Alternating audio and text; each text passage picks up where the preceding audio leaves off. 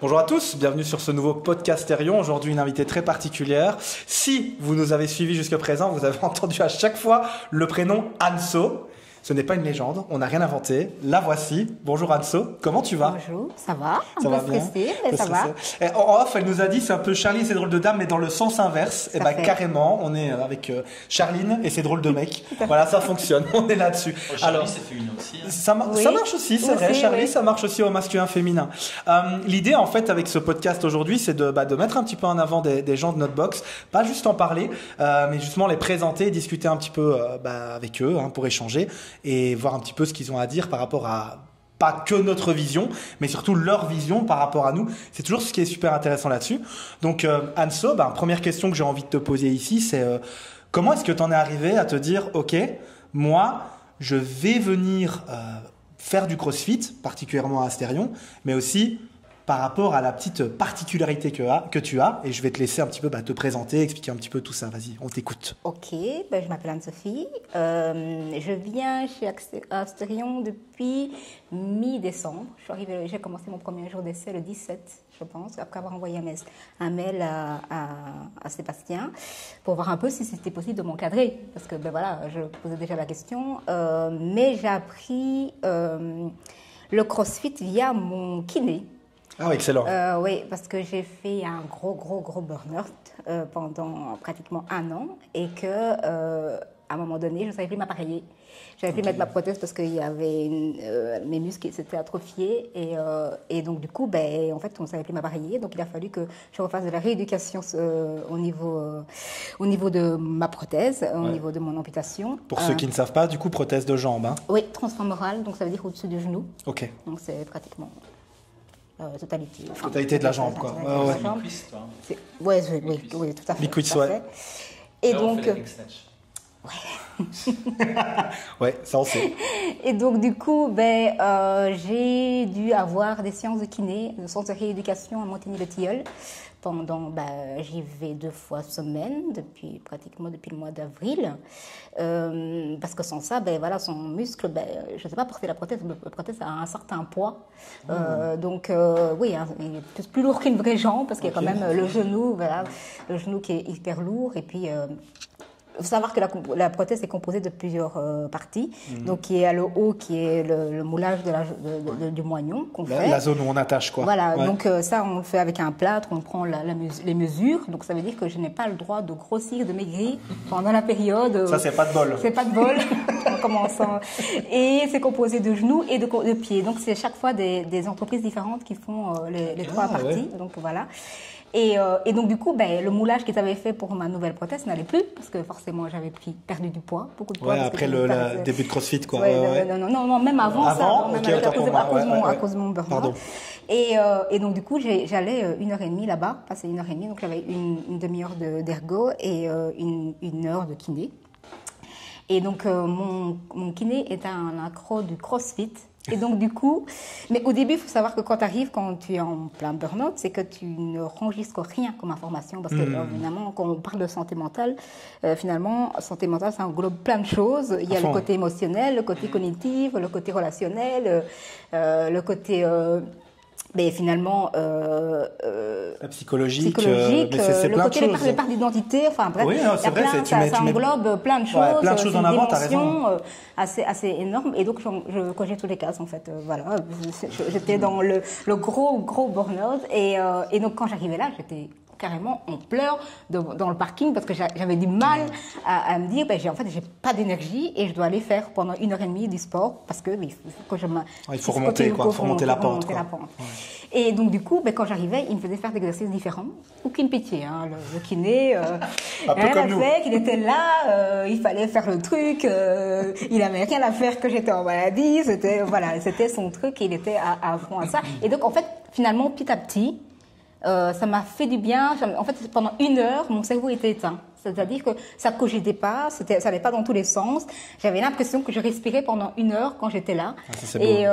Et donc, du coup, finalement, petit à petit, en fait, il a réussi à me remettre dedans, à me redonner finalement un certain sens de la vie, une certaine identité, parce que finalement, ce côté challenger qu'il était, finalement, on tombe pas sur n'importe qui par hasard, mais a fait que je retrouvais petit à petit une part de ma personnalité qui était comme ça dans le boulot. Ouais.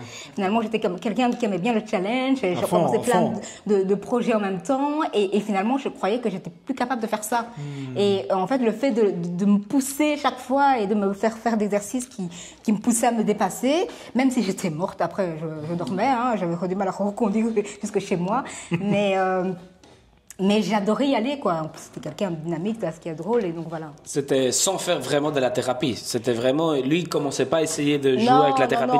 C'était seulement en faisant de l'activité physique. Voilà, donc je venais en fait sans rien réfléchir. C'était lui qui pensait tout à ma place. Il comptait même les répétitions. Il n'y avait pas vraiment une thérapie, c'était vraiment ici on vient bouger. Et le fait de bouger, ça t'a permis de pouvoir te challenger et de pouvoir te retrouver. L'objectif, c'était remuscler. Oui. L'objectif de base, c'était remuscler pour pouvoir avoir la prothèse. Tout à fait. C'était un peu le but. Mais le fait en fait, de me reconnecter à mon corps, parce que finalement, j'étais quelqu'un de très, très mental, très analytique, tout le temps dans le foncé, je me suis retrouvée là à devoir finalement écouter mon corps, parce que de toute façon, j'avais plus le choix, parce que mon cerveau ne voulait plus fonctionner. Et que là, là, il ne faisait finalement que travailler comme mon corps. Mais on retrouve ça dans la marche aussi. Quand on marche à un moment donné, ton cerveau s'éteint. Mais il faut marcher un peu longtemps et comme moi, pour pouvoir faire ça. Mais je me rendais compte que j'avais les mêmes effets quand je marchais, parce qu'évidemment, il a fallu que non seulement que j'aille à un kiné, mais qu'il fallait que je marche aussi, je m'entraîne chez moi en rentrant, parce que 2 fois semaine, pour retrouver ça, c'était compliqué. Tu as changé pas mal des choses dans ton style de vie alors? Voilà, ça. Et ça m'a permis, à un moment donné, je me suis dit, mais en fait, mes séances de kiné vont se terminer à un moment donné. À fond, et donc, comment je vais faire pour retrouver ce côté qu'on on pense à ma place, on compte à ma place, je ne dois pas réfléchir, voilà. Et il me dit, mais pourquoi tu ne vas pas voir dans une box de CrossFit finalement? Et il me dit, mais je ne sais pas, parce que moi je réadapte, parce que lui il réadaptait tous les exercices qu'il faisait en CrossFit, il réadaptait à moi. On fait un gros bisou au kiné là, voilà, parce que clairement là c'est un super pro, c'est une super personne, garçon, femme? C'est un garçon, c'est Steven. Donc on lui fait un gros bisou parce que clairement c'est la complémentarité des boulots en fait, hein, de pouvoir se dire ok, l'important c'est le client, c'est la patiente, là dans ce cas-ci, donc merci à toi Steven du coup. Et donc, du coup, j'ai envoyé un mail à Benja et c'est voilà. Pardon. Pas de souci. Assez bas. C'est des prénoms qu'on confond souvent. Oui, tout à fait. C'est vrai, pareil. Tout à fait. Mais il faut savoir que quand je suis arrivée, en fait, je n'étais pas vraiment là. Ah ouais, c'est intéressant ça. C'était vraiment... Je venais parce que je devais le faire, basta. Je ne voulais pas m'intégrer, je ne voulais pas forcément faire des connaissances. Je venais, je faisais mon truc et puis je repartais, quoi. C'était pendant 1 heure, mon cerveau s'était éteint, on avait réfléchi à ma place, le truc était prêt, le tableau était prêt et voilà. Et au début, moi j'avais l'impression que c'était en mode, tu voulais nous challenger pour savoir si on savait répondre à la demande. Oui. Et c'était pas pour toi vraiment, c'était plus, mais est-ce que ça va aller? Est-ce que tu sauras le faire? Parce que moi, ça me va pas, ça. Oui, tout à fait. Mais oui, j'étais... je voulais finalement retrouver ce côté que j'avais avec mon kiné et de me dire, finalement, je ne me sens pas encore prête à reprendre le boulot, je ne me sens pas encore prête totalement mentalement.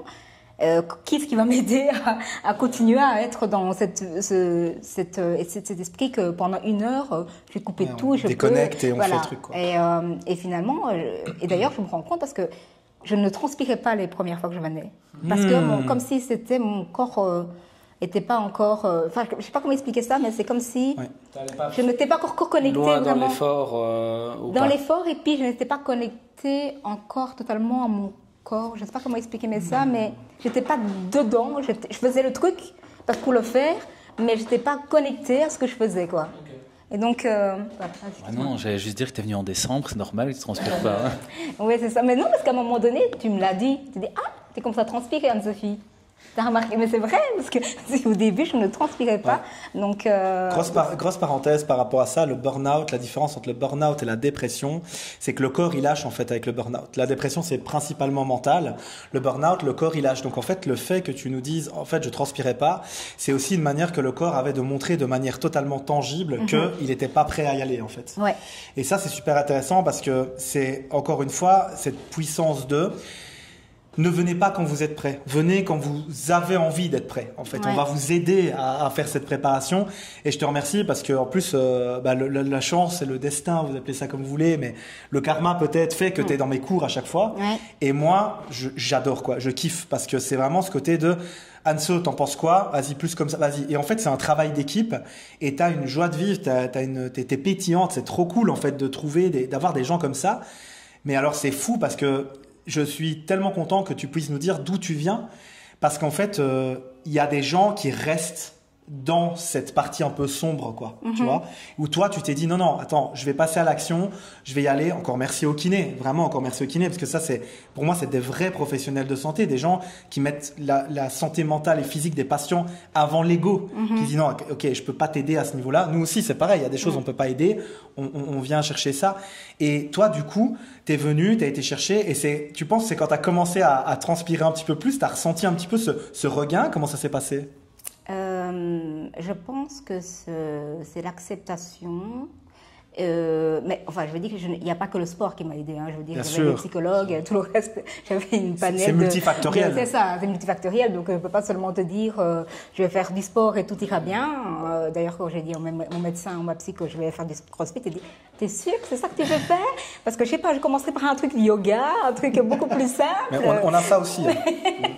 Oui, pour reconnecter à ton corps, j'ai dit non, moi j'ai besoin de quelque chose que j'ai l'impression de retrouver une part de ma personnalité. Ça, c'est beau. Et c'était quoi cette part de ta personnalité que tu as l'impression d'avoir perdue? Mais il y a un côté qu'à un moment donné, quand tu tombes dans le burn-out, en fait, tu perds le sens, tu te dis, mais en fait, j'ai fait tout ça pourquoi, en fait, pour arriver à un moment donné à m'effondrer.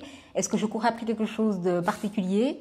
En fait, qu'est-ce que je voulais prouver? Qu'est-ce que j'avais besoin de prouver pour me mettre dans cet état-là et arriver à ça et finalement de dire, en fait, à un moment donné, tu as l'impression que tu ne vas jamais t'en sortir, en fait, que tu ne vois pas le bout du tunnel. Et donc, oui, et cette part de moi qui était dynamique, qui était là dans tous les projets, mais en fait, qui n'était pas non plus connectée à mes émotions, parce que j'étais plutôt dans le mental. J'étais toujours dans foncer. Et même quand j'arrivais au bout de mon projet, il fallait qu'un autre projet commence derrière, quoi. Il n'y avait pas dit, oh, on va se reposer. Et ce que je trouvais ça bien dans le CrossFit, c'est ce côté, on s'applaudit à la fin. Je me dis au début, c'est trop américain, on va se taper dans les mains, laisse tomber, c'est quoi ce délire, je m'en fous, moi. Et puis à un moment donné, tu commences à te dire, ben oui, j'ai fait l'effort d'aller. C'est ça, la récompense de l'effort. Et finalement, tu rentres dans le jeu et je ne suis pas quelqu'un qui aime les compliments, qu'on me dise « Oh, elle a une amputation, la brave, pauvre gamine, elle s'est donnée, machin derrière. » Et bien ici, je l'ai appris à le faire. Ouais. Parce qu'en fait, on félicite tout le monde à fond. De la même manière. Moi, quelqu'un qui est... Plus, c'est ça. Moins, on s'en fout. Tout à fait. Et quelqu'un que j'admire beaucoup, moi, ici, c'est Florence. C'est quelqu'un qui va jusqu'au bout. Et la beau être la dernière, elle s'accroche jusqu'au bout. C'est quelqu'un comme moi, j'ai de l'admiration pour elle. Je dis, mais purée, elle est la dernière à terminer sa course. Tout le monde est là en train de la regarder et elle va terminer jusqu'au bout. Moi, c'est quelque chose que j'adore, ce côté de détermination. C'est pas forcément le plus fort que j'admire, mais c'est celui qui va tenir jusqu'au bout de son... C'est un peu l'Astérion Spirit, hein, ça. Ouais. C'est le côté... en fait, on s'entraide tous, c'est le premier. La seule différence entre le premier et le dernier, c'est que le premier, il va juste se retourner et dire « Allez, on y va, on lâche pas, en fait. Ouais. » Ça, c'est un esprit de communauté. Je pense qu'à Astérion, il y a clairement... Et puis là, je vous jette un peu des fleurs, hein, les gars, mais vous faites partie de ça énormément. Avec toi, Seb et Jonas, les deux gérants, vous faites grandement partie de la capacité justement de créer des événements, créer des possibilités, donner voix aussi aux vrais membres d'Astérion, tel qu'Anso. Ça me touche beaucoup ce que tu es en train de dire par rapport au burn-out et tout ça. Ça me touche parce que c'est des choses tellement vraies. Tellement il y a des gens qui osent pas le dire. Moi, je suis quelqu'un beaucoup comme toi, très dans le tout le temps plus. Et je me rends bien compte qu'en fait, j'ai 35 ans, j'ai moins d'énergie qu'à 25. Il y a des moments où j'en parle beaucoup avec Seb et Jonas, je me dis, là, il faut que je diminue un petit peu. Et le côté aussi où tu parles de toi, de possiblement perdre une partie de ta personnalité, c'est tellement vrai et triste en fait. Ouais. Il y a des gens qui s'éteignent et qui cherchent pas encore une fois de solution. Et j'ai envie de dire par rapport à tout ce que tu es en train de dire, merci. Parce que pour moi, le fait de la physicalité, le fait de revenir dans le physique et de rebouger, relancer la machine, c'est vraiment top, quoi. Et d'ailleurs, je pense que j'ai commencé à accepter mon handicap, mon amputation à partir du burn-out. Parce que j'ai pu me connecter Parce que, évidemment, quand tu as tout ça qui ne va plus, tu ne te préoccupes plus de tout le reste, tout te paraît tellement futile quand tu perds une part de ta personnalité. Et le fait que finalement, j'ai été dans un centre de rééducation où il n'y avait que des gens qui avaient cette problématique-là, qui étaient soit amputés ou soit une autre problématique, et que j'ai dû me balader avec une prothèse, mais finalement pas finie, pas esthétiquement finie, parce que ils ne savaient pas trop faire grand-chose, et donc finalement tu finis par te retirer l'image que le regard des autres n'a plus d'importance tellement que tu n'es plus vraiment là. Et donc je me dis, on vient tous avec une part de vulnérabilité finalement quand on arrive dans une box. De fou. Soit parce qu'on se trouve trop gros, soit on se trouve trop mince, soit on se trouve trop grand, ou quoi que ce soit. Mais je veux dire, on apporte ça avec soi. Et le fait qu'en fait, on soit tous différents finalement, il n'y a pas des... Enfin, je veux dire, il y a des profils totalement différents ici. Complètement. Et en fait... Tout le monde est différent. Oui, totalement, tout le monde est différent, mais... Je veux dire, quand tu vas dans une salle de sport, généralement, tu as des profils beaucoup plus typés. Et ici, il y a ce côté, j'ai l'impression qu'on se débarrasse du masque physique. Il y a quand même une grosse part de laisser le masque dehors, quoi. Oui. Genre, soyez qui vous êtes. Mais je comprends l'idée. Je veux dire, moi, c'est ce que je vois. Hein. Ce n'est pas forcément la réalité pour tout le monde. Mais je sais qu'on vient tous avec... On a tous une vulnérabilité avec laquelle on vient ici et qu'à un moment donné, en fait, quand tu es dedans, quand tu es dans une énergie positive, aussi challengeant, j'ai l'impression qu'en fait, on vient ici pour soi et en même temps pour l'énergie du groupe. Donc, ça veut dire qu'en fait, tu as l'impression de faire du sport avec toi-même, mais que tu te challenges toi-même et en même temps, c'est l'énergie du groupe qui fait que... Parce que j'ai toujours détesté les sports groupés. Moi, je faisais de la natation parce que j'aimais bien d'être dans ma bulle. Jamais je me serais imaginé venir dans une box où il y a 20 personnes qui suivent à court. Jamais dans ma vie, alors que j'habite à côté, je n'ai jamais... Je ne savais même pas que ça existait ici, le CrossFit. Sérieusement. Et je me dis qu'en fait, je crois que c'est parce que c'est à cause du burn-out, tout ça. Mais justement, c'est un truc intéressant, je trouve, dans le CrossFit, parce que quel autre sport tu es dans un esprit individuel, dans une collectivité, et il n'y en a pas beaucoup. Non. Et c'est ce qui a le plus d'impact, justement, au niveau psychologique, émotionnel, par rapport au groupe. Parce que moi, c'était justement aussi quelque chose qui m'a hyper fort intéressé, qui m'a fait énormément de bien, parce que t'as peut-être le regard des autres, mais t'es tout le temps face à toi-même quand même. Toujours. Ouais. Et j'essaie de réfléchir maintenant vite fait à un autre sport, je vois vraiment pas. Et parce que je rebondis sur le fait de la question qu'on s'était posée du CrossFit qui allait mourir, qui pouvait mourir ou pas. Mais en fait, c'est vraiment un point qui peut, je vais pas dire qu'il peut sauver le CrossFit, mais qui est, mais pas le CrossFit en lui-même, mais qui est vraiment unique et qui est une énorme plus-value qu'on connaissait pas vraiment avant. Ouais, c'est marrant parce que je reviens d'un festival là au niveau du Pont du Gard, enfin un congrès du potentiel humain. C'est une des grosses discussions qu'il y a eu, notamment lors des ateliers que j'ai fait au niveau de la préparation physique avec, je salue mon ami Victor, du coup Victor le français. Et donc du coup, c'est quelque chose que tout le monde est venu nous trouver. Bon, il y avait quand même quoi, 90 personnes qu'on a coachées en même temps. Et en fait, tout le monde nous a dit, la connexion entre les gens, c'était un truc de fou en fait. Et je pense que ça, effectivement, c'est très sous-coté et on en parle énormément. C'est vrai qu'on en parle énormément entre nous. Et moi, c'est ce que je veux apporter, notamment dans les cours, où t'es forcément, parce que tu viens souvent dans nos cours à nous et tout ça, donc on te connaît bien. Et c'est vrai que ça, c'est puissant, le côté, on en rigole, on adapte, on est là les uns pour les autres, mais en même temps, on est un peu seul dans notre tunnel quand on a besoin d'y être, tout en étant supporté par les autres, pas embêté, pas entre guillemets comparé, rien de négatif en fait, que justement le positif de ce qu'un être humain peut amener à un autre, quoi. Cette exponentialité, vraiment vas-y, je t'amène de l'énergie peut-être que t'as pas à ce moment-là. Enfin moi je me rappelle, on parlait de flow tout à l'heure, j'étais éclaté à l'Aerox il y a 2 semaines là. Ouais, et tu l'as suivi. Et on l'a suivi, on a refait un tour, mais par contre voilà, j'ai pris un tour où j'ai respiré, puis on a vu qu'à l'arrivée, on s'est dit ok, il reste un tour, et on était 5-6 à la suivre. Ouais. Et en fait ça c'est CrossFit Spirit, mais peut-être encore plus à Stérion. Mais je pense qu'on vient tous au départ pour quelque chose de précis et finalement ça finit par changer. Parce que je pense que c'est toi qui le disais dans un podcast.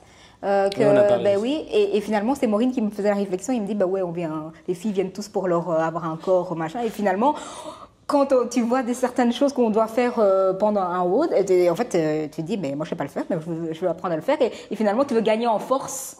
Et tu oublies ton objectif de départ parce que tu es lancé dans... Tu dis, mais moi aussi, je veux savoir le faire ça. Et donc, du coup, c'est assez... Les standards changent. Ça change très vite. Hein. On avait parlé, on disait que presque 1 mois et demi après, en fait, les personnes ne viennent plus du tout pour le même objectif. En fait. Je pense qu'on avait justement parlé. Ah, mais en plus, on avait parlé, c'est vrai. On avait dit qu'au début, c'était surtout adapté tout ça. Et après, c'était, mais moi, je veux monter wall. Mais moi, je veux faire ça. Et en fait, directement, ça change.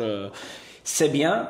Mais il faut aussi pas trop oublier de pourquoi on venait à la base. Mais clairement, c'est bien parce que ça nous aide à challenger, ça nous aide à vouloir toujours un petit peu plus. En fait, je trouve que dans ces sociétés, maintenant, c'est un peu mal de vouloir toujours un petit peu plus, de toujours être meilleur. C'est vrai qu'il faut pas être obsédé, il faut pas perdre non plus tous ses moyens, etc. Mais le fait de vouloir toujours un petit peu plus, en fait, c'est une évolution. Si à un moment, tu arrêtes de vouloir plus, pour moi, c'est plus facile à tomber dans un burn-out parce que tu perds le sens. Tu dis, mais qu'est-ce que... Oui, ok, j'avais vu, c'est vrai que justement, il disait, oui, c'est vrai que courir 10 km le plus vite possible, ça sert à rien dans la vie de tous les jours. Mais qu'est-ce que s'en fout si ça sert à rien, tu vois, c'est un challenge, c'est ça qui te donne de la flamme pour pouvoir essayer de faire des trucs. Et que ça c'est vrai que c'est dommage que dans la société, c'est très, ça sert à rien, pourquoi tu vas aller, ça sert à rien. Bon, ça sert à rien de monter la corde, mais ça se sert au niveau mental de dire je suis capable de le faire et tout ça te permet en fait d'évoluer, etc. C'est intéressant, quoi. Je sais pas si tu voulais d'autres... Non, pour la suite justement, tu parlais Anso avec ce côté un petit peu, voilà, je suis arrivé dans un état qui était X, on s'est rendu compte que ça allait vers entre guillemets l'Y, donc l'état était changeant par rapport à ça. Justement, c'est quoi la différence vraiment que toi tu as ressenti entre maintenant, donc on est au mois de juin, ici au jour où on tourne cette vidéo, et le mois de décembre où tu as vraiment lancé Astéron. Pour toi, c'est quoi le truc? Vraiment, ça a plus rien à voir, quoi. On a déjà un peu parlé, mais... Voilà, ce que ça a changé, c'est que quand je m'en vais, je me sens bien. Oui, c'est pas seul... C'était le but que je cherchais au départ de respirer, mais finalement, en fait, c'est devenu une obsession maintenant. Je veux venir ici de manière régulière, mais il y a aussi la connexion aux autres membres. De créer des liens avec d'autres membres, faire le sport, enfin le choix de l'activité que je veux. Donc ça veut dire que j'essaye. À un moment donné, quand je me dis j'ai déjà fait, c'est bien, je commence à comprendre, je voudrais essayer autre chose. Donc c'est cette possibilité de t'orienter vers ce qui te plaît le plus. Mais aussi, je pense que c'est le lien que tu crées avec des personnes, parce que tu t'inscris parfois pour les personnes, pour être en groupe avec certaines personnes, aussi pour être avec le coach que tu aimes bien aussi. Et à ce côté ça. Mais j'aime bien de varier les nouvelles rencontres, moi. Donc à un moment donné, quand je dis ça va, je connais le groupe, c'est toujours le même.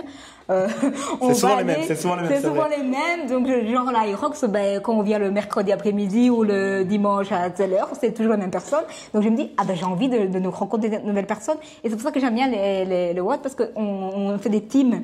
Oui. Et donc tu rencontres de nouvelles personnes. Et là, en fait, tu vois, je laisse toujours les personnes me choisir, moi. Je ne choisis jamais personne. C'est marrant. Je laisse toujours les personnes me choisir, comme ça, je rencontre de nouvelles personnes. Mais donc, c'est pour ça que j'aime bien, parfois, de temps en temps, changer d'activité. Je dis, je rencontrerai de nouvelles personnes dans d'autres groupes. Et donc, c'est ça qui fait que c'est devenu ma bulle, ici. Donc, Et le fait de te laisser choisir dans les team WOD, tu as eu ça dès le début, ou c'était justement une crainte de te laisser... Non, comme je n'étais pas connectée au début, je me laissais faire. Je me laissais dire, viendra avec moi la personne qui veut envie de venir. Ouais. Et là, je crois que c'est un plaisir que j'ai pris. Je me dis, ça me fait rencontrer de nouvelles personnes chaque fois. Et je me rappelle de tous les gens avec qui j'avais un team. Hein. Parce que chaque fois que je les revois, je dis, ça va. Il y a quelque chose qui se crée finalement, parce qu'on partage la douleur ensemble. Et finalement, je trouve que j'ai plaisir à les revoir dans d'autres activités quand je les croise, quand ils finissent, comment j'arrive. Je trouve ça sympa. Moi, je trouve que et j'aime pas tomber dans la routine, moi. Donc, je suis quelqu'un qui aime bien de la variété. Et donc, voilà, c'est ça, donc, de quoi les gens, les différentes choses qu'on fait dans l'activité, et les coachs aussi, tu varies aussi un peu les coachs. Et selon moi, en plus, je pense que il n'y a rien à faire, le coach fait beaucoup de choses, tu en dis de parler, Benja, mais finalement, quand on est à l'école, le cours, on a le meilleur point, c'est généralement le prof avec qui on crée des liens, vrai, ça. ou qui arrive à nous, je sais pas, à crier, oui, c'est ça, inspirer, et donc du coup, en fait, tu t'en fous à quel point ça va être dur, tu te dis, je suis avec quelqu'un qui a une bonne énergie, et donc tu viens par rapport à ça, quoi, et donc voilà, je suis dans c'est ça qui a changé. Parce que, ouais. Ah, je pensais que tu demandais. Non, c'est ça, il me regarde. Non, t'as le micro, c'est... Non, mais c'est vrai, en fait, ce que tu dis, parce que l'aspiration, tout à l'heure, on en rigolait, Jonas qui me dit, comment tu m'as dit? Tu transpires, je sais pas quoi. Je t'ai dit, ouais, lead by example, parce que je montrais les mouvements. Et on en rigole, mais c'est quelque chose qui, pour nous, fait totalement partie de l'ADN, alors de notre ADN à chacun d'entre nous. Et je pense aussi à la boxe ici à Astérion, parce que c'est ce qu'on veut. Et je t'avoue que moi, c'est la même chose, en fait. Quand j'ai accroché le CrossFit, c'est le relationnel, quoi. Ouais. J'ai fini mon premier workout, on en a parlé justement semaine dernière, et je disais, mais putain, je vais en faire ma vie de ce truc-là, c'est un truc de fou. Et c'est hyper intéressant, parce que tu vois, tu nous dis, moi j'arrive, au fond du trou un peu, pas bien, pas du tout envie de rencontrer, pas envie d'échanger, pas le besoin de transpirer limite. Et là, maintenant, genre 6 mois plus tard à peu près, 6-7, on arrive et tu nous dis, ouais, en fait, moi, ce que je veux, c'est rencontrer, tout le temps changer, être à fond, redynamiser. Donc, imaginez à quel point le fait de redynamiser à travers l'adaptation, la mise en place d'un bon entourage, parce que c'est ça en fait, c'est un environnement, c'est l'entourage, et aussi, ça je tiens quand même à le dire, alors je vais utiliser un vilain mot, la discipline, de par la régularité que toi tu as, parce que tu es hyper régulière aussi, tu viens combien de fois par semaine? Elle n'ose pas le dire. Vas-y, dis-nous. Steven, coupe le son. Il n'y a que le jeudi, quand je ne vais pas à mon séance de kiné, que je ne viens pas. Mais généralement, je viens le lundi, le mardi, le mercredi, le vendredi, le samedi, le dimanche. Donc tu viens un petit peu. Mais je viens faire du pilates le jeudi. Il y a une adaptation dans l'intensité. C'est là où je veux en venir. C'est qu'en fait, ta régularité fait que, en fait, c'est devenu quelque chose... c'est ancré, quoi. Oui, c'est ça. Mais je le fais chaque fois à des cours, je fais des cours différents. Donc, je fais le cours de tu rencontres, tu fais d'autres choses, tu mets une intensité différente. Tout à fait. En fait, c'est là où je voulais en venir. C'est que t'es pas, entre guillemets, c'est pas bête et méchant ce que tu fais. Tu viens pas pour te mettre une boîte et repartir. Et c'est là où je veux mettre l'emphase, là, tout de suite. C'est le côté, non. Tu t'es rendu compte que tu venais pour justement ce côté social, etc. Tu vas chercher d'autres types de personnalités à travers d'autres intensités, parce que c'est d'autres choses, comme tu dis, pilates, yoga, tout ça. Et c'est là où je veux en venir. Et c'est aussi, nous, une des raisons pour laquelle à Astérion, on a voulu lancer le studio, on a voulu lancer d'autres choses au niveau de l'intensité, parce que, en fait, on rencontre, on découvre, on explore. Et là, je te remercie, parce que c'est exactement pour ça, en fait, que tout ça est là. C'est pour donner la possibilité aux gens de pouvoir explorer différemment. Et puis voilà, au niveau des rencontres, est-ce que tu vois un petit peu des gens en dehors de la boxe, de la salle, etc. Comment ça se passe? Ah bah ouais, en plus. Ouais. Donc il y a vraiment le social qui a pris le pas. Oui, tout à fait. Génial. On crée des liens. Ben, évidemment, il n'y a rien à faire. C'est le point plus fort de CrossFit. C'est vraiment créer. En fait, c'est assez marrant, mais moi, dans ma formation à l'armée, tu vois, c'est pas des amis, c'est vraiment, on s'appelle des camas. Ouais. Moi, je peux passer des années à plus les voir, mais c'est comme on a souffert en fait, des choses qu'on n'a jamais vues qu'avec des autres. En fait, ça crée un lien. C'est impossible, tu vois. Là, il m'appelle, je sais qu'en 5 minutes, je suis chez lui, tu vois.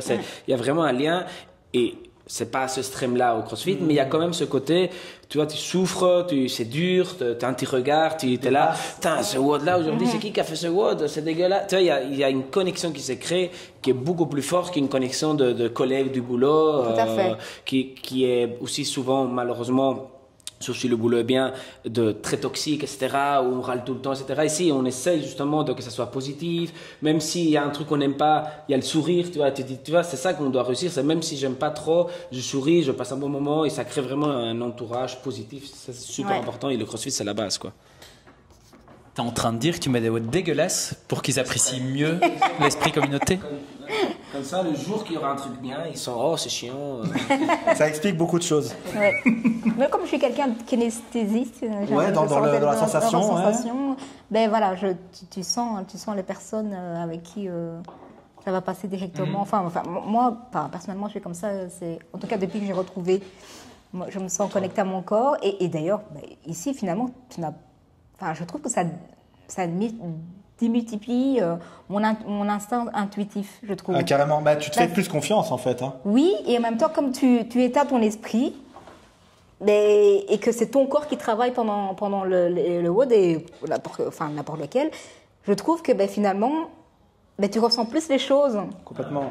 Et donc, du coup, ton intuition, tu ressens plus les choses sans que tu cherches à le faire, quoi. Enfin, c'est un truc en plus que j'ai découvert, hein, mais je sens... Parfois, les gens me disent ici, mais comment tu sais ça? Je ne sais pas, j'ai senti quand tu étais... Enfin, je sais pas, j'ai des trucs que je ressens en fait, facilement. C'est top, parce que comme tu te fais plus confiance, en fait, tu vas plus, entre guillemets, moi j'appelle ça les zones de génie. Et peut-être que ça, c'est une de tes zones de génie, justement, tu vois. Oui, peut-être, je sais pas. Et comme tu te fais confiance, en fait, ça ne fait qu'encore une fois, c'est exponentiel, tu ne fais qu'avancer. Qu'est-ce que tu dirais, justement, aux gens qui sont tout le temps dans leur tête, qui ne se laissent pas respirer, un peu comme toi, tu vois, quand tu es arrivé, où tu dis que tu es tout le temps dans l'analyse, tout le temps dans la surexposition mentale. Qu'est-ce que tu dirais à ces gens-là qui n'osent pas aller dans leur corps, tu vois? Je dirais de se laisser guider, parce que finalement, quand on arrive, quand on va être dans le contrôle, on dit ouais, moi je n'aime pas faire ça. Ce que je trouve ça super intéressant, c'est qu'en fait, ici, on n'en voit pas, parce qu'apparemment, il y a des box qui envoient l'activité du jour, comment ça va se faire. Et je trouve que ça permet, ça te dit, oh, moi j'ai pas envie de faire ça, j'y vais pas, je vais à l'autre jour. Ici, c'est une surprise quand on arrive. C'est un peu le but, ouais. Donc t'es là, t'es obligé de faire avec, hein. Donc je t'avoue, même si ça te convient pas, t'es là. Mais je pense que le plus important, c'est vraiment de se laisser porter. Mais je veux dire ça, tu ne peux pas changer les gens s'ils viennent avec un esprit qui sont fermés et que eux, c'est comme ça qu'ils veulent faire les choses. Tu pourras pas changer. Mais en tout cas, moi, c'est comme ça que je viens. Je me dis bon, ok, je suis une personne qui aime le contrôle, mais là. C'est ma bulle où je lâche prise, où je me laisse guider, parce que je sais que c'est des professionnels qui sont là pour m'entourer. Et voilà, c'est comme ça que c'est ce que je conseillerais. Puisque le côté accueillant est déjà là, je veux dire que c'est visible, c'est pas quelque chose que tu peux nier, tu le sens quand tu arrives ici. C'est un très beau compliment parce que c'est ce qu'on veut faire en fait. C'est le côté venez comme vous êtes, sans reprendre une marque connue de fast-food, mais c'est l'idée, venez et puis en fait nous on est content de vous voir. Ouais, ça c'est des compliments, moi de fou ça me touche de dingue parce que c'est exactement ça. Hein. Oui, et donc du coup il n'y a plus le côté contrôle que tu dois lâcher parce que si tu as l'accueil qui est là... Le reste, tu fais confiance à les personnes, quoi. Alors tu te laisses vraiment guider et tu sens qu'il y a un entourage qui te permet de faire ça. Peut-être qu'il faut laisser le temps aux gens d'avoir de dire finalement cette confiance, parce que finalement ça ne se gagne pas comme ça du jour au lendemain. Tu viens pas et te dis je vais faire confiance à ces gens-là. Je pense que c'est au bout de 2-3 séances, tu te dis ils ont l'air de savoir ce qu'ils font, ils sont là pour dire corriger ce qu'il faut corriger. Et puis après, tu lâches. Moi, je suis venue à ce podcast parce que j'ai regardé tous les podcasts que vous avez fait. Je les ai tous regardés. Tout à fait, on parlait de toi à chaque fois. Non, oui, mais je me suis dit, je vais pas aller... Mais c'est qui cette fille-là? Elle me dirait quelque chose. Elle s'appelle comme moi, je ne l'ai pas encore croisée à la salle. Donc... voilà, même si je suis quelqu'un que je vous connais, il fallait quand même que je regarde la qualité du podcast. Est-ce que je me retrouvais là-dedans? Et c'est comme ça que je me suis dit, en fait, au bout de deux podcasts, je me dis, ça va, j'ai compris. C'est des gens assez intelligents et pertinents dans ce qu'ils disent, dans ce qu'ils racontent. Et d'ailleurs, j'en ai parlé à tout le monde. J'en ai parlé à ma psy, j'en ai parlé à ma coach, j'en ai parlé à mon kiné. Et après, je me dis, il faut regarder les podcasts. Et donc, du coup, voilà. Tu vois, quand on aime bien quelque chose, finalement, on en parle à 10, à plusieurs personnes. Ça m'avait... Vraiment, d'ailleurs, j'en ai parlé à plusieurs il y en a qui ne sont pas au courant que le podcast existe. Hein. Ah oui, c'est vrai. Dans la salle. Dans la salle, je dis Catherine, je viens de lui en parler. On est un peu timide, On va en parler. Ben oui, en parler un peu plus. Maintenant, il y en a qui ne suivent pas Instagram, qui ne suivent pas... Oui, c'est ça. Les réseaux sociaux, il y a des gens qui sont contre ça. C'est pas toujours évident. Mais je trouve que ce serait intéressant que tout le monde puisse connaître ça, parce qu'il y a des choses hyper pertinentes et puis même, on apprend à vous connaître au-delà. Ça, c'est vrai. Du coaching. C'était une des priorités pour nous, c'était justement ça, de pouvoir des choses qu'on ne sait pas, parce qu'on ne peut pas croiser tous les jours tout le monde, on ne va pas dire tout ce qu'on dit à tout le monde. Là, on peut se permettre, on discute entre nous et on prend le temps de vraiment montrer un peu les valeurs, de pourquoi on a voulu créer ça, qu'est-ce qu'on essaie de mettre comme énergie, etc. Moi, j'avais envie de revenir justement au point que tu disais qu'il y a des gens qu'il faut des fois les laisser un petit peu, justement, gagner la confiance. Par exemple, je sais que plusieurs fois, j'ai eu des gens... tu les expliques un truc, tu les vois qu'ils n'ont pas envie de t'écouter, tu vois, comme coach. Et en fait, ça c'est plus un coach. Je pense que à la coaching school, j'avais parlé justement de ça. En fait, il ne faut pas non plus se prendre la tête, de dire, essayer de faire passer le message. Relax, tu laisses passer, dis ok, là il est fermé, il veut pas écouter, pas de souci, tu lui as donné le conseil, tu pars, tu fais un tour, tu repasses, tu vois l'esprit qu'il a, tu essaies de le dire, ça passe pas grave. Un autre jour, tu passes, et en fait, il y a un moment, tu le vois, c'est assez curieux parce que je le ressens souvent, et tu vois qu'après 3 semaines, tu le reparles, et là il t'écoute vraiment. Là, tu dis, voilà, là, il a compris. Maintenant, en fait, il se sent plus en confiance dans l'endroit, et maintenant, il va vraiment me écouter, entre guillemets, que je le fais pour lui. Moi, si tu veux, je te dis rien, je te laisse là, mais justement, c'est pas le but. Le but ici, c'est que je t'aide et que j'essaie de te guider vers un endroit où tu as envie d'aller. Et pour moi, comme conseil à l'écoute, c'est ça, c'est vraiment pas vouloir forcer les choses. En fait, si la personne n'est pas à ce moment ouvert, c'est possible qu'il y a des choses à la maison qui ne vont pas. Il y a des choses, voilà, il faut laisser. Tu lui as donné quand même le conseil, tu lui as donné les choses importantes à dire. Il n'a pas écouté, pas grave, tu repasses après, etc. Et c'est assez intéressant comme analyser un petit peu. Et c'est pour ça que pour nous, l'humain est très important. Et c'est ça qu'on essaie de toujours mettre au milieu. Parce que c'est ça, au final, surtout maintenant, une société IA où au final, on ne sait même plus qu'est-ce qui est, etc. L'humain, c'est pour nous la priorité. C'est vraiment prendre une personne par personne, individuelle, et vraiment comprendre. Malheureusement, même si la société dit pas ça, que tout le monde on est égal, etc. Pour moi, chaque personne est différente. Il faut vraiment essayer de discuter avec eux comme un humain individuel et pas essayer de regrouper tout le monde en mode on est tous les mêmes, égales, etc. Pour moi, on n'est pas tous les mêmes. Mais non, ça ne veut pas dire qu'on ne peut pas être respecté de la même manière. Ça, oui.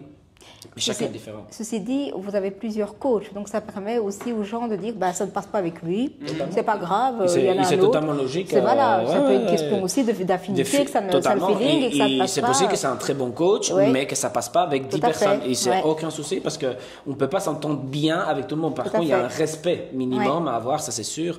Mais clairement, comme tu dis, c'est normal d'avoir des préférés comme coach et tout ça, c'est logique, c'est normal, quoi. C'est vrai que ça, c'est encore aussi un avantage de CrossFit, qu'on n'a pas qu'une manière de faire. Parce qu'en fait, il y a autant de CrossFit qu'il y a autant de boxe, mais dans la boxe, il y a autant de manières de coacher qu'il y a de coachs. Donc effectivement, c'est vrai qu'après, tu as des affinités, parce que voilà, c'est comme je dis toujours, moi je prends mon exemple, je suis quelqu'un je pense, sympathique et empathique, ça c'est une évidence, mais j'ai des gens qui, par mon côté un peu foufou, parce que moi j'aime bien un peu déconner et tout ça, Seb rigole, mais oui, je suis un peu foufou, Seb. Moi, je repense à l'histoire justement du début. Ah oui, ouais. Donc, oui, j'ai eu des ennuis par rapport à ça. Mais oui, mais en fait, c'est ok parce que cette personne justement, elle est revenue, elle m'a dit voilà, maintenant j'ai compris et il y a plus de soucis. Mais ouais, donc maintenant il y a plus de problème. Et en fait, de base, il y a même pas eu de problème. Pour moi, c'est un non-événement comme j'appelle ça. Parfois, c'est une journée, 1 heure où il faut pas intervenir. C'est ça. Et en fait, c'est ça. Et je dis toujours aux gens, en fait, c'est ok de pas être ok avec le fait que j'ai beaucoup d'énergie, avec le fait que moi, je pense vraiment à passer un bon moment. Ouais. Je veux dire, moi j'ai des gars qui sont moi je peux pas prendre autre chose que le ski parce que les calories ski c'est pas la même chose que le rameur. Moi je t'avoue, je m'en fous complètement en fait. Maintenant, moi je veux juste que tu transpires, tu passes un bon moment. Donc je comprends effectivement comme tu dis que les énergies peuvent pas toujours être en adéquation totale, mais par contre le respect, ça je suis totalement d'accord aussi, où il faut que ce soit un travail d'équipe et là, l'humain, quoi, mettre vraiment l'humain en avant. Par rapport à tout ça, du coup, toi, Anso, est-ce qu'il y a un sujet sur lequel tu as envie d'aller avant qu'on clôture tranquillement ? Ouais, j'avais une petite question. Le burn-out, c'était à cause de l'accident ou pas du tout ? Non. Rien à voir. Non, ça, c'était beaucoup après. Oui, c'est il y a un an, enfin, je veux dire au mois de janvier, quoi. Ok, et c'est à cause du boulot, le sang, etc. Ok, d'accord. Je ne savais pas si c'était une relation en fait avec l'accident. Non. Et l'accident, ça fait très longtemps ? Ça fait longtemps. Hein, quand j'avais 5 ans, j'ai eu en fait une bactérie et j'ai eu la gangrène. Et donc, ok, d'accord. Ça, c'est pas vraiment un accident, alors c'est vraiment une bactérie. C'est ça. Ok, d'accord. Tout à fait. Je ne savais pas si c'est le burn-out venait à cause de ça ou rien à voir. Non, pas du tout. Non, j'ai pas. Et par rapport à ça, du coup, parce que maintenant je rebondis, ça me donne des idées. Le burn-out, justement, est-ce que tu penses que on va essayer d'aider les autres en fait là. Oui. Là maintenant, on va partir sur ça. Est-ce qu'il y a vraiment des, alors j'ai envie d'utiliser le terme symptômes, mais des signes, t'appelles ça comme tu veux, où tu t'es dit putain, avec la rétrospective, là c'est le moment où ça a commencé à pas sentir bon quoi. Tu sais, pour essayer de dire un petit peu aux autres, attention à ça les amis. Ah ben, j'ai pu me rendre compte ça après. Après, d'office. En fait, tu te rends compte sans vraiment te rendre compte. Totalement. Genre, par exemple, je ne supportais plus le bruit du téléphone. Genre message, un truc comme ça? Non, le bruit du téléphone, ça m'irritait, quoi. C'était impossible d'entendre le bruit du téléphone. J'avais envie de balancer le truc par la fenêtre. Je ne retenais plus rien, j'avais des trous de mémoire. J'avais le rythme cardiaque qui s'accélérait. Chaque fois qu'on me posait une question, j'avais l'impression qu'on me demandait la lune, alors que c'était pas du tout le cas. Et je ne supportais des petites tâches, c'était en fait... C'était devenu... et pourtant, et je veux dire que j'avais déjà commencé à voir une psy, et elle me disait, Anne-Sophie, tu dois te reposer. Je dis, non, j'ai encore ça à faire, c'est pas possible. Je dois terminer ça, si je m'en vais maintenant. Et en fait, tu dis, je vais prendre 2 semaines de congé pour me reposer, parce que je me sens fatiguée. Et en fait, tu reviens plus au travail. Tu n'arrives plus à te lever, tu dors toute la journée, tu te dis putain mais qu'est-ce qui m'arrive quoi, tu te dis pas je vais prendre 3 mois, tu te dis bah, je vais me reposer parce que mon cerveau en a besoin et tu te mets à pleurer pour rien. Ouais. C'est émotionnellement, tu te dis mais moi, j'avais 2 minutes de retard quelque part, c'était la fin du monde quoi, j'arrivais en panique parce que c'était les émotions, tu te laisses envahir par les émotions quoi. Mais un burn-out n'est pas un autre. On est bien d'accord. Mais il ne faut pas mettre tout le monde dans le même cas. Il y a des gens que quand on te les enlève du travail, tout va bien. Moi, mon médecin se battait avec moi. Elle dit, tu dois arrêter de faire les choses. Et je ne supportais pas le fait de dire, ouais, mais je fais quoi si je ne fais rien? Je dis, s'arrêter, je fais quoi? Je dis, il me faut. Elle me dit, tu te bats contre toi, donc tu rajoutes, ton mental se rajoute. Et donc, je voulais absolument pas prendre de médicaments. Je me suis battue avec elle pendant des mois. Tous les jours, elle me dit, il faut prendre un médicament, ça ira mieux. Je dis, non, je ne veux pas un truc chimique. Je veux m'en sortir par d'une manière. Et donc, du coup, c'est ça que je me suis entourée de différents thérapeutes. Mais voilà, on sait que tout est lié. Le burn-out n'arrive pas du jour au lendemain. Ton corps se prépare pendant des mois et parfois même des années à arriver à un stop. Mais finalement, c'est ça qui te dit, ben voilà, ta manière de fonctionner ne convient plus à ton corps. Totalement. Donc, on arrête là, tu dois changer. Et donc, du coup, tu apprends à accepter ta vulnérabilité parce que tu te prends infaillible jusque là. Tu te dis, ben, je passe plein de choses, ça passe, quoi. Je me dis, je vois pas pourquoi, tout d'un coup, ça me dit stop, quoi. Ben oui, si, il te dit stop. Mais... C'est puissant, je te passe le micro juste après. Il faut savoir que le burn-out, ça n'arrive pas à des gens fainéants. Ça, c'est vraiment important de l'entendre. Ouais. Ça n'arrive qu'à des perfectionnistes, à des gens qui veulent toujours plus, toujours faire mieux, etc. J'ai 2 amis qui sont tombés là-dedans et pendant un gros moment, une grosse année, ils étaient vraiment en mode on a déconné. Mais en fait, non, c'est pas que t'es fainéant, c'est que t'as tellement été loin que le corps, en fait, il te dit en fait, t'écoutes pas ta tête, t'écoutes pas les signaux. Donc la dernière chose que je puisse faire, c'est empêcher ton outil de travail, donc ton corps en fait, de faire le taf parce qu'en fait c'est un signal d'alarme quoi. Ouais. Et t'as pas écouté les signaux incendies, donc il y a un moment où le feu prend le dessus. Mais le problème c'est que quand tu dis tu n'as pas écouté le corps, mais en fait comme tu es quelqu'un qui n'est pas dans le corps, tu es dans le mental, mais même les signaux si tu les avais envoyés, c'est pas possible de les entendre. C'est ça, ouais. Ouais, et je sais que c'est le côté, on dit que souvent les perfectionnistes à qui ça arrive ça, mais tu dis tu es perfectionniste.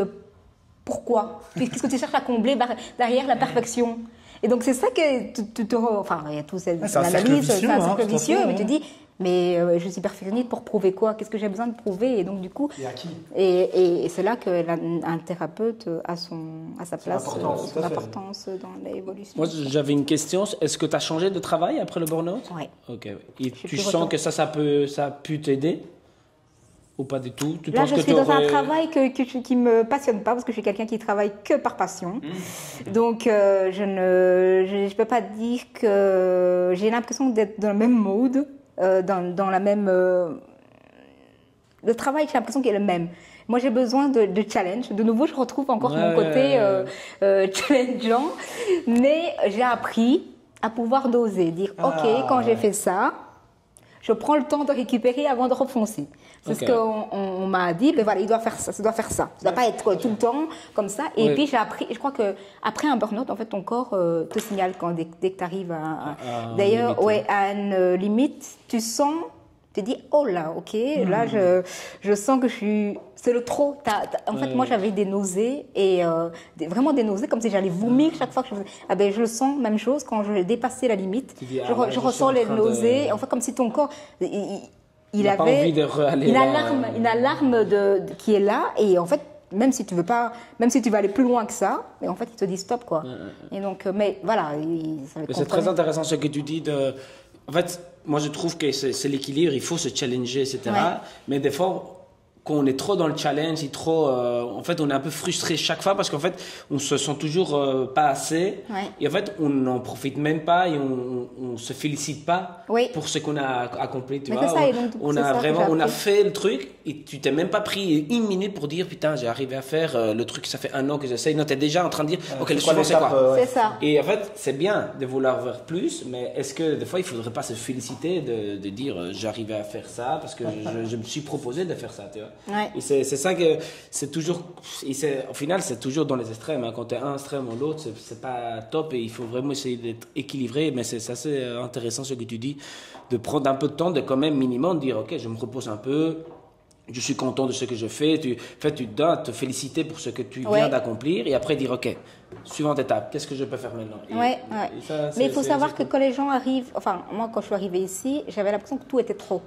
Je me rappelle, quand je suis arrivée me présenter, c'était un mardi, je crois que c'était Vanessa qui donnait un coup, et il y avait la musique, il y avait les gens qui criaient, et en fait quand tu sors d'un truc que tu as besoin de silence, et ça peut te trouver, je dis, est-ce que je vais pouvoir continuer à venir, mais en fait quand tu es dedans, quand tu fais le sport, oui, c'est ça, c'est comme si ta bulle se refermait et que tu n'entendais plus la musique, que tu n'entendais plus rien. Quand tu rentres à un endroit comme ça, c'est ouvert, c'est un peu brut quand même, là, c'est vrai que ça peut être un peu choquant. Mais surtout que moi je ne voyais plus personne, je sortais que pour aller voir ma psy ou quoi que ce soit, et donc du coup revenir avec plein de monde et avoir l'esprit dans tous les sens, parce que finalement le cerveau il n'arrive plus, il sait prendre qu'une chose à la fois, quoi. Donc quand il y a trop d'informations, il est un peu donc voilà, si des gens qui sortent de leur burn-out veulent venir, peut-être commencer par un cours au matin qui a moins de bruit, venir le matin quand il y a moins de personnes. L'énergie est beaucoup plus, sauf au Benjamin, mais sinon... on a un plus petit groupe, et donc c'est plus facile d'intégrer et d'être... c'est vrai. Ouais, donc voilà, c'est ce que je conseillerais de faire. Ouais, super intéressant, parce qu'effectivement, hein, encore une fois, votre perception crée votre réalité. À partir du moment où toi, tu arrives avec nous on appelle ça l'exposure thérapie par l'exposition, avec une exposition qui était quasiment nulle au bruit, au social, etc. Forcément, passer de ça à ça peut être très compliqué. Ouais. Mais si tu passes, donc pour ceux qui n'ont pas la vidéo, on a vraiment une distance, et là passer juste d'une distance à une toute petite supérieure, ça peut aussi être là. C'est vrai qu'avec le step by step, exactement, merci Jo. Et donc l'idée c'est ça, c'est de pouvoir aussi vous exposer petit à petit, mais nous on cherche vraiment la bienveillance. C'est un des super conseils que tu donnes là, et c'est vrai que l'énergie du matin est un peu plus calme. Moi j'avoue que j'ai le côté un petit peu extravagant, j'aime bien allez les gars, on crie, etc. Mais par contre c'est vrai qu'encore une fois on va chercher t'as le groupe et puis t'as l'individu. Et là moi je te remercie, parce que je pense qu'il y a des personnes, j'arrête pas de dire à toutes les personnes que je croise, notamment au niveau de la santé mentale, dans les préparations, etc., et beaucoup en retour de burn-out, que pour moi, une des premières choses à faire, c'est de recommencer à être dans la physicalité, à être dans la reconnexion à soi-même, etc., avec de la marche à pied, comme tu disais tout à l'heure, un peu de vélo, rien de difficile, juste vivre le moment présent à travers l'effort physique.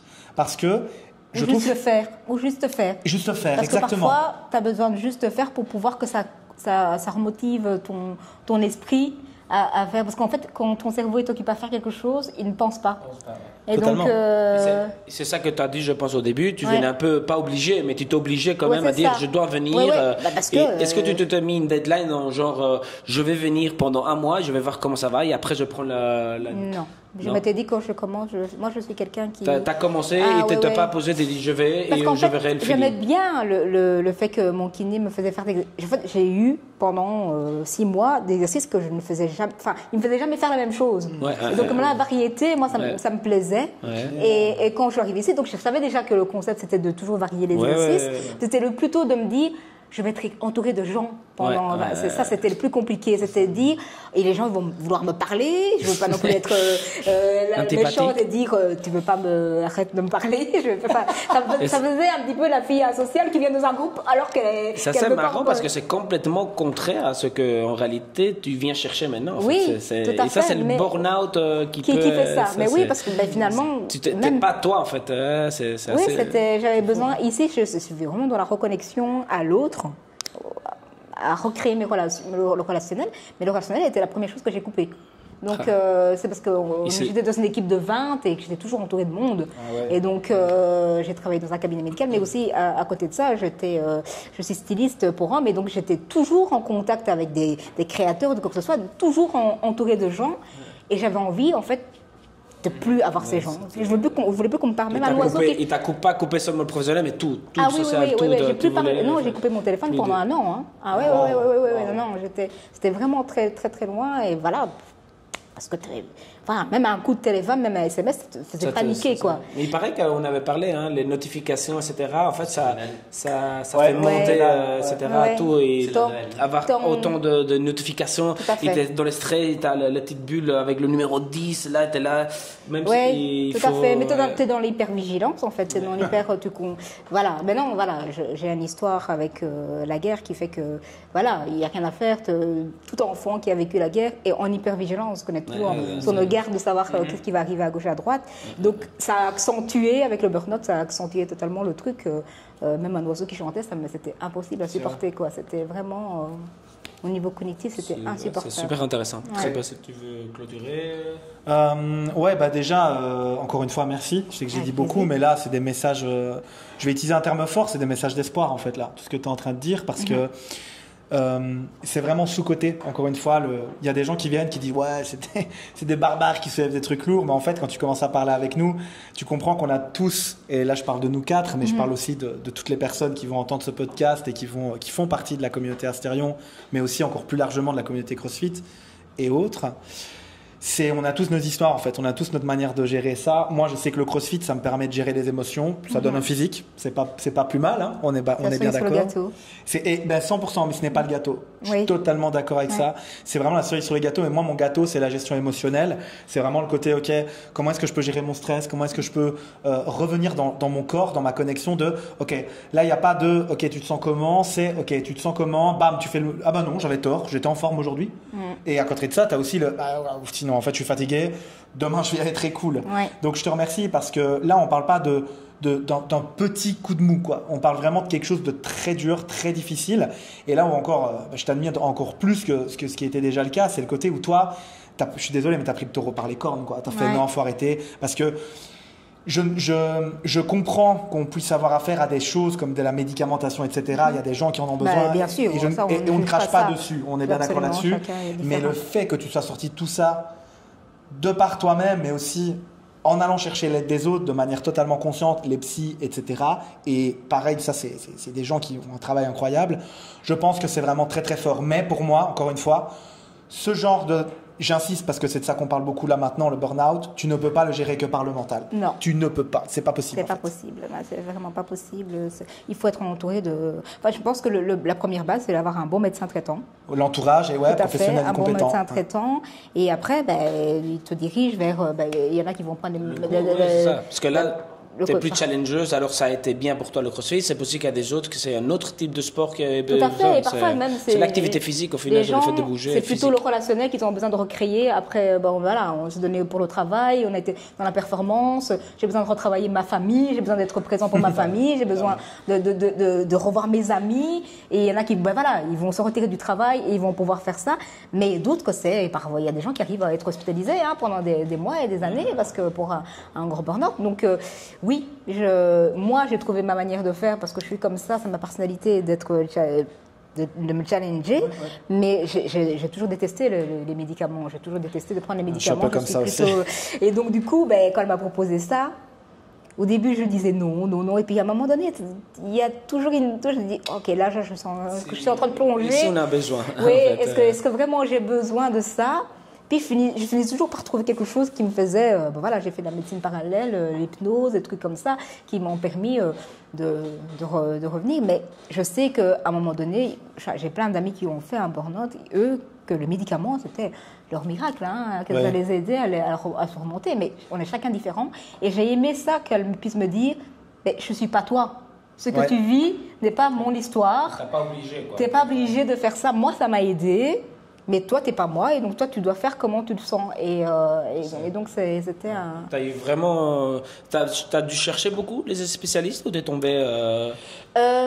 J'avais déjà un coach que je suivais parce que je suis quelqu'un qui aime bien me remettre en question par rapport à mon indépendant complémentaire. Donc, j'avais une coach que je vois de manière régulière, une fois tous les 2 mois. Coach de vie Coach, c'est quelqu'un qui était un businessman, qui est consultant un peu.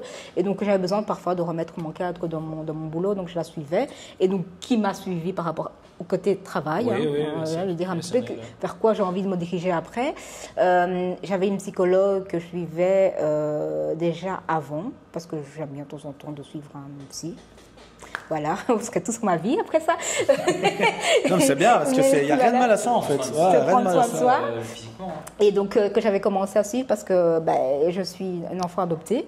Et donc, du coup, j'avais besoin à un moment donné de retravailler sur mon identité parce que finalement, je n'ai pas connu mes parents. Les racines et ces choses-là. Les racines. Et donc, finalement, j'étais déjà encadrée de plein de personnes. La première personne que j'ai vue que je voyais rarement, c'était mon médecin traitant. Je ne la voyais jamais.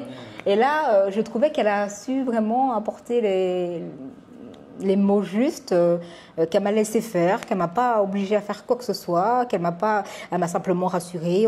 Être sur la mutuelle, c'était quelque chose pour moi qui était oulala. Inconcevable, quoi. Oh là là, ah ouais, c'était intolérable pour moi. Je dis non. C'était vraiment quelque chose.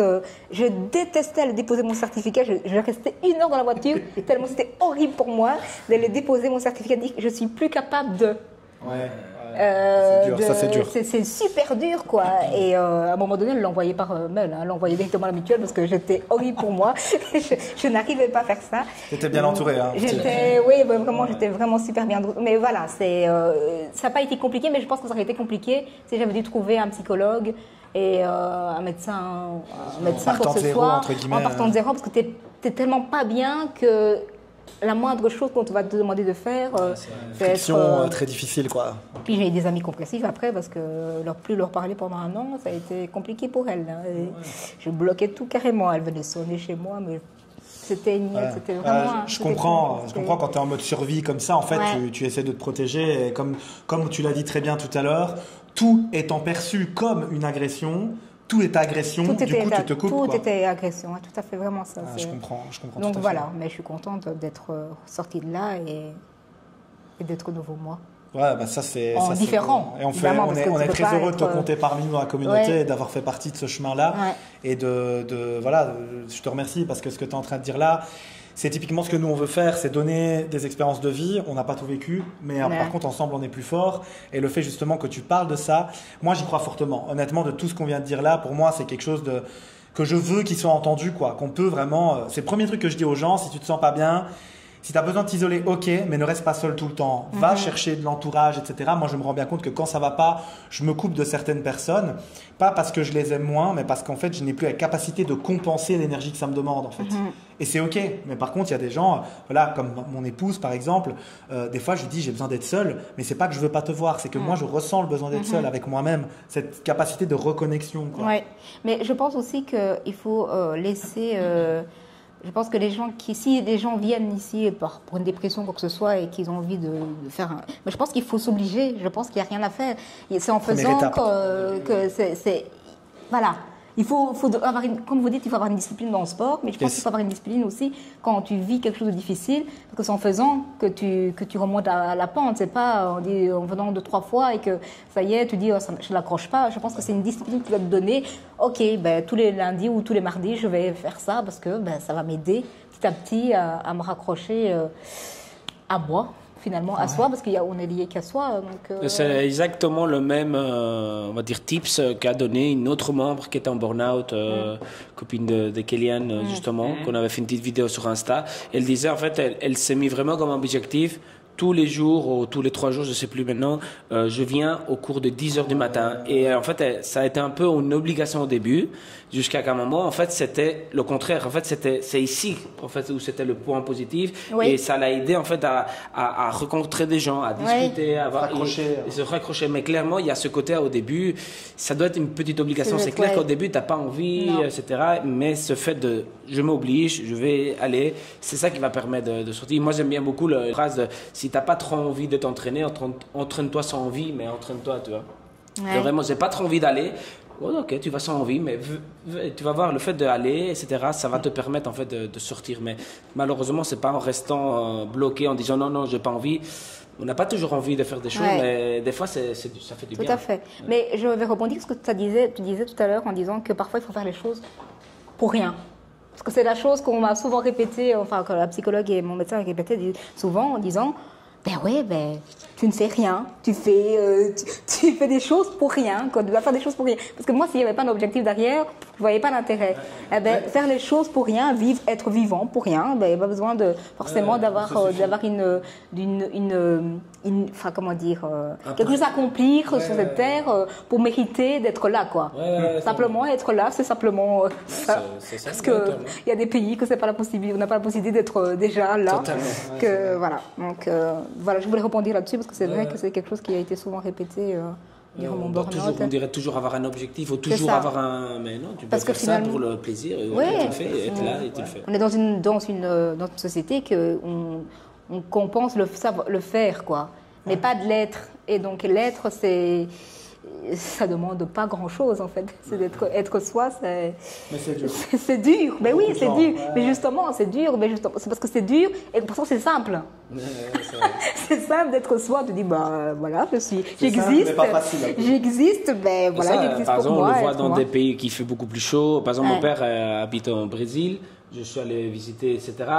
En Espagne même, tu vois, en fait, les gens, ils sont tranquilles. Tu vois, il n'y a pas autant de pression, mais ils sont au soleil. Et tu le verrais, tu dis... Ils ont à manger, ils ont à boire. Ils sont à manger, ils sont à boire, ils sont relax. Et toi, tu es là en mode en train de craquer parce que tu n'as pas un truc.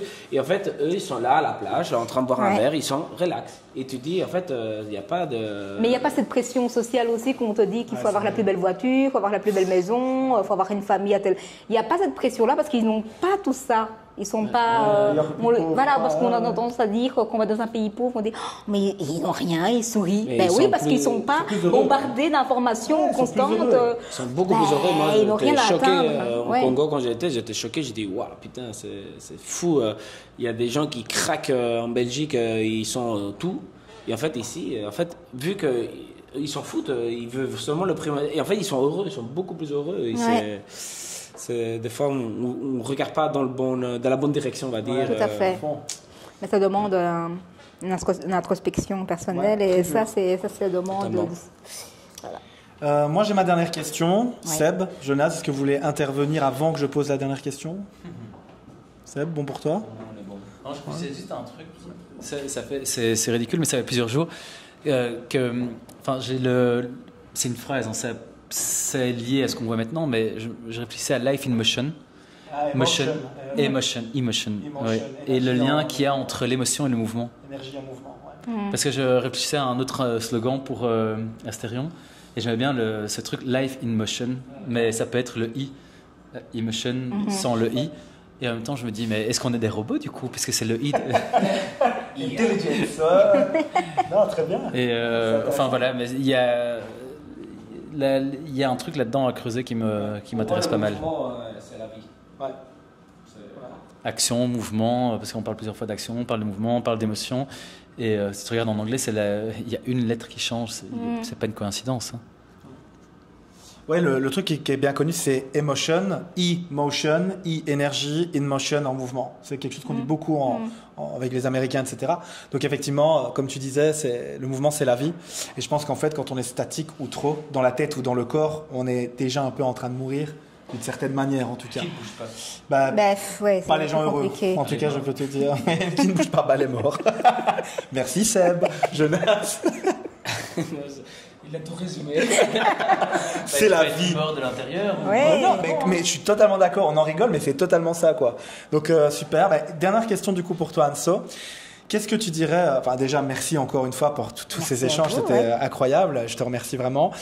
Qu'est-ce que tu donnerais comme conseil justement aux gens qui ont vécu un peu ton histoire? Alors je sais que tu as déjà un petit peu dit tout ça, mais vraiment la première étape, tu vois, des gens qui ont écouté tout ça, qui se disent waouh, en fait tous les symptômes je les ai, je me rends compte que je les ai, je suis en train de m'isoler, j'ai pas énergie, tout m'irrite, et je ne suis pas, ils ne sont pas dans la salle par exemple, ou même ils sont dans la salle. Qu'est-ce que tu donnerais comme vraiment indication, comme premier petit pas pertinent, comme première action pour justement y aller? Alors, est-ce que c'est lié à Astérion ou pas? Ça, c'est toi qui sais. Mais quel est vraiment le premier conseil pour sortir de tout ça que tu donnerais aux gens qui écoutent ce podcast? Moi, je dirais le psy, premièrement, pour faire un bilan de finalement où on en est dans l'état des lieux, quoi. Oui, l'état des lieux. Et c'est un peu compliqué de donner un conseil là-dessus. Bien sûr. C'est tellement personnel. Alors, mentalement, on va dire le psy. Physiquement, tu dirais quoi? Comme ça, on a deux piliers, tu vois. Physiquement, je dirais le repos. Parce qu'il n'y a rien à faire. Hein, repos avant action? Oui. Ok. Le repos, parce que tu ne peux pas aller voir un psy sans être reposé, sans avoir... Mais oui, tu ne peux pas aller lui parler avec toutes tes émotions qui sont dans tous les sens, qui partent dans tous les sens, et il ne va pas savoir... Et puis après, tu ne peux pas prendre une bonne psy si tu n'es pas un peu ancré quelque part avant de pouvoir aller dire, ok, mais qu'est-ce que je recherche?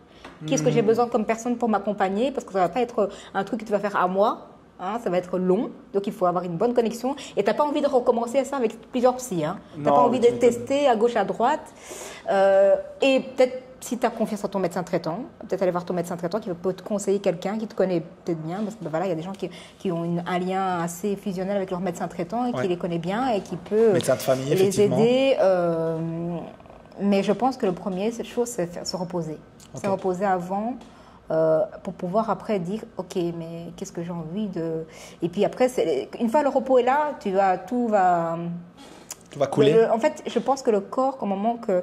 C'est un peu comme quelqu'un qui découvre qu'il a un cancer. 3 semaines après, tu le vois, il est totalement changé. Hein. Comme si le corps s'était...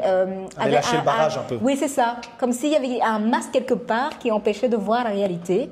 Et le repos fait ça. En fait, tu te reposes et tu as l'impression qu'en fait, tout ton corps se décompose. Comme si, en fait, le corps il avait simplement besoin de ça. Et en fait, tu ne contrôles plus rien à partir de là, quoi. Donc je pense que le repos repose là-dessus. C'est comme si tu te reconnectais à ton corps. Dis, ben là, mon esprit a besoin de se reposer. Et en fait, c'est le corps qui prend le relais, quoi, à un moment donné. Et donc, c'est ça que je conseillerais en premier. Maintenant, je pense qu'il y a des petites choses de quotidien que tu vois, sans vraiment voir. Comme tu quoi? te refuses. Hein. Je dirais les émotions qui sont à fleur de peau. Ça, c'est un truc phénoménal. La perte de mémoire est quelque chose qui se répète souvent. Tu es agressif. Tu es vraiment agressif envers les gens. Tu as l'impression que quand on te demande un truc, c'est tellement énorme que tu as besoin de sortir. C'est ça.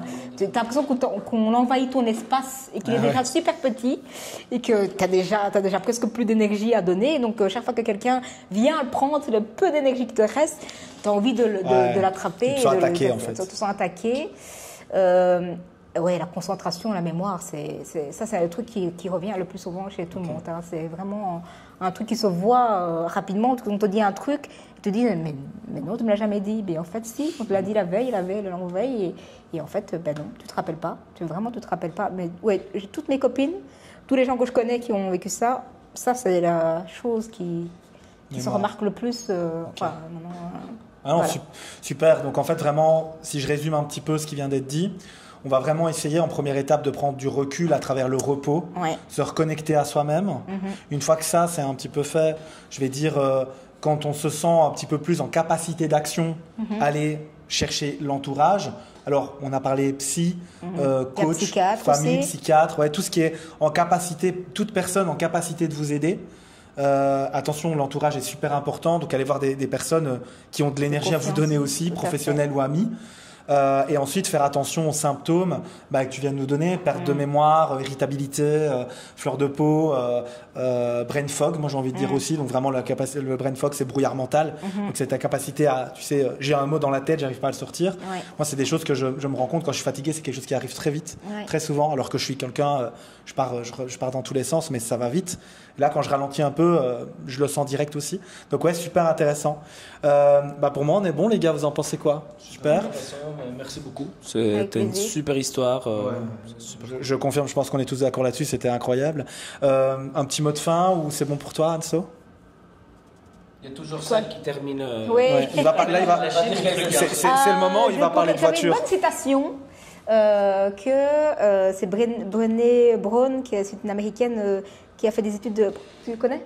Professeur. Les livres de cette Brown, c'est pas celle qui a fait les trucs sur les. Ah non, c'est pas les palliatifs là. Non, qui a fait une conférence TEDx. Je ne sais pas si vous connaissez les conférences. C'est quoi ça? Non, c'est ce que tu connais.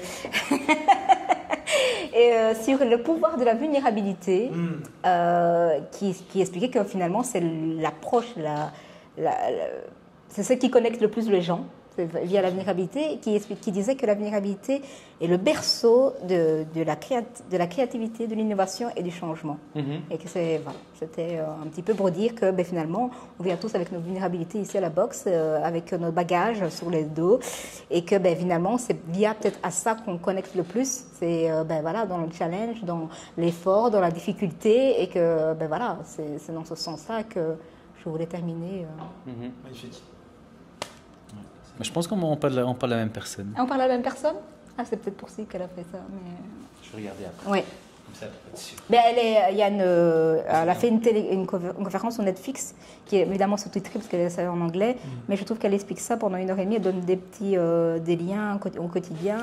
Enfin, je trouve que cette femme, elle... super, on va regarder un petit peu à ça, même mettre un lien par exemple, un truc comme ça, vidéo YouTube, ça peut être super intéressant.